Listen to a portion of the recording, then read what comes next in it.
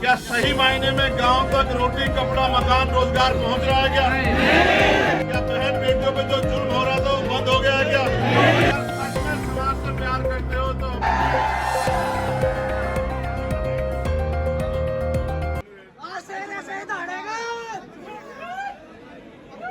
अगर तुम लोग चुप हो जाओगे तो मैं अपनी बात रख पाऊंगा। चुप हो जाओ, शांत हो जाओ, शांत।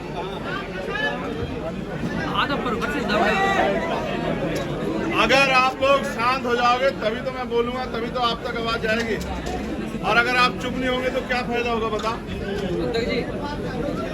आप लोग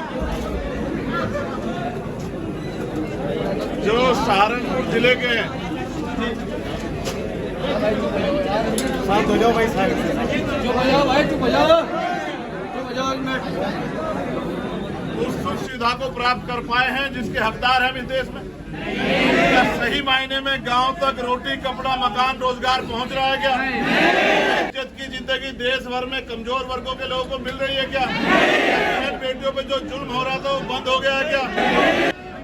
ये टूट जाएगा। जवाब देने के लिए तैयार हो? जो काम नगीना बिजनौर के लोग कर सकते हैं वो हम करेंगे।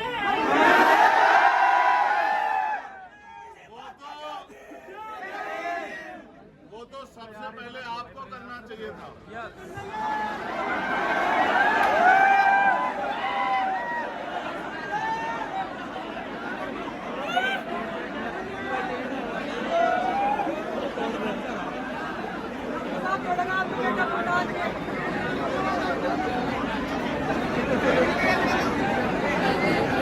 सारी बातें समझाता रहता हूँ। मैंने अभी इशारा करके कहा था कि उतर जाओ, टूट जाएगा, और कितनी कम समय में टूट गया। मैंने ये भी तुम्हें कहा कि जो काम बिजनौर के लोगों ने किया वो आप भी कर सकते थे। यहाँ तो हर गांव में चंद्रशेखर आजाद है, लेकिन हो सकता है आप पिछली बार किसी कारण से पीछे रह गए। लेकिन अब मैं आपको कहना चाहता हूँ, अब आप पीछे मत रहना, अब आप पीछे मत रहना। ये बहादुर लोगों, मेरी बात पे गौर करो, तुम में बहुत बल है, बहुत बल है, मगर तुम लोग क्योंकि सब चंद्रशेखर आजाद हो तो तुम्हारी नाक बहुत ऊंची है। अगर सच में समाज से प्यार करते हो, नालायक हो जाओ। अगर सच में समाज से प्यार करते हो तो अपनी ईगो अहंकार को दूसरी तरफ उठा के रख दो। अगर अपने लोगों से प्यार है, और क्योंकि काशीराम साहब कहते थे कि जो अपने समाज का दर्द समझता है वो अपने दर्द को पीछे छोड़ देता है।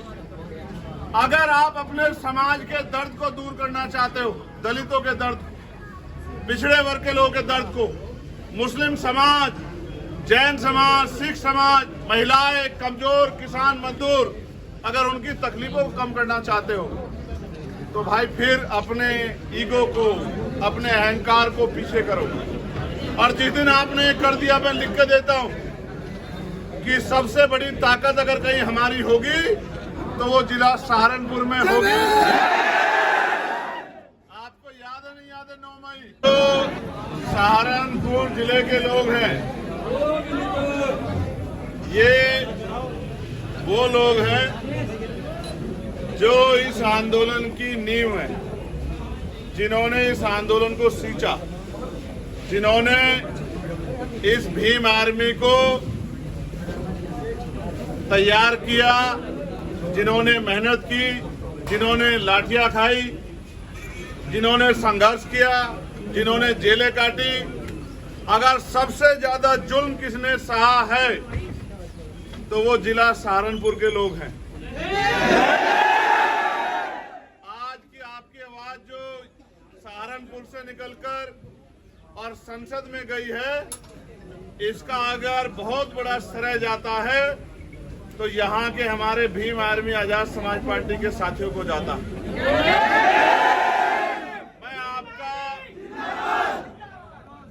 मैं आपका संघर्ष और त्याग नहीं भूला हूं।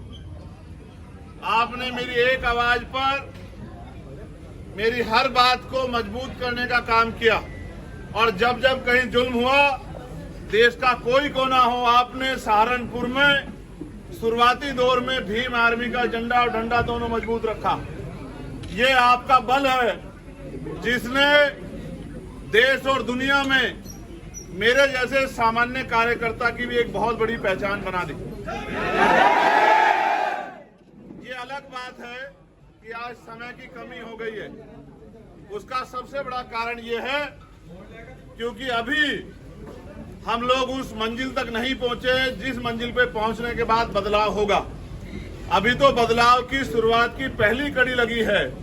आज मैं इस पूरे जो एक हुजूम दिख रहा है, इसमें बहुत सारे पुराने चेहरों को देख रहा हूं।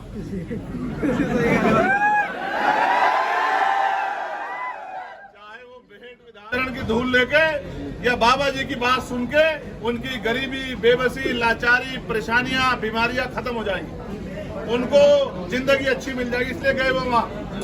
अगर उनको एक बार पता होता कि वहां जाके मरेंगे तो कभी नहीं जाते, और बाबा में शक्ति होती तो बचा लेता क्या उनको? बचा लेता नहीं बचा लेता? बाबा अपने आप को बचा ले, उनको तो उनको तैयार किया। आपको तो सबसे ज्यादा ताकतवर यहाँ होना है। ऐ मेरे बहादुर साथियों, खड़े हो जाओ। यहाँ नहीं जैसे बैठे हुए खड़े हो जाए, नहीं। जो लोग खड़े हैं उनको भी कह रहा हूँ, और जो बैठे हैं उनको भी खड़े हो जाओ। पैरों पे नहीं, इन पैरों पे नहीं, अपनी राजनीतिक ताकत बनाने के लिए खड़े हो जाओ। देखो, जिनके जिस समाज पे ताकत नहीं होती उनके नेताओं का ये हश्र होता है कि आज आजम खान को आप देख लो कहाँ है। उनके नेताओं को ये सहना पड़ता है जिस समाज पे ताकत नहीं होती। अगर कल आपने ताकत नहीं बनाई तो शायद कोई और जेल मेरा इंतजार कर रही होगी या कोई गोली मेरा इंतजार कर रही होगी। ना मैं जेल से डरता ना गोली से, मैं आपसे कह रहा हूँ। अगर मैं इस बात से डरता हूँ कि जो ताकत आपने बनाई, अगर उसका फायदा समाज को नहीं मिला फिर बेकार हो जाएगा। सारे नेता थे पार्लियामेंट में, बताओ आपकी आवाज सबसे ज्यादा जोरदार गूंजी या नहीं गूंजी? और अभी तो एक सिपाही गया है भीम आर्मी का,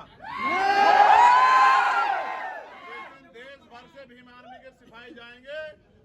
भारतीय संविधान की तरफ कोई हाथ उठा के नहीं देखा, मेरी बात। और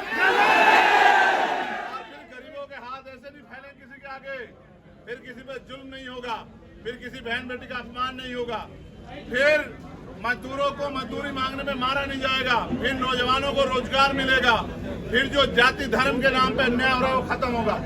लेकिन ये तभी संभव है जब आप अपनी जिम्मेदारियों को समझो।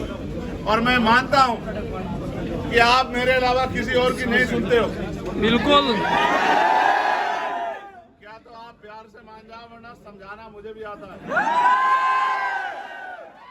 अब क्योंकि मैं आपका खून हूँ या आप मेरे भाई हो, अगर ऐसे नहीं मानोगे तो फिर दूसरे तरीके से मना करेंगे। अब मैं आपसे आग्रह करूंगा कि आप मेरे साथ चलें, क्योंकि 3:45 बज गए, 2 बजे का समय था शहर का, अंधेरा हो जाएगा तो कोई फायदा नहीं होगा उस आपके जो सही बहुत दिनों बाद लौटा हूं मैं सहारनपुर, याद है?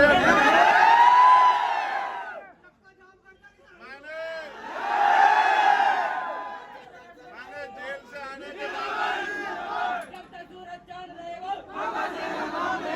मैंने 16 महीने की जेल के बाद भी सहारनपुर में रोड शो नहीं किया था। नहीं किया रोड शो, याद है नहीं याद है आप लोगों को? कहा कि अभी तो ताकत बननी चाहिए, अभी आपकी पहली ईंट रखी गई है, एक मजबूत मीनार बनानी है। अब जिला पंचायत का चुनाव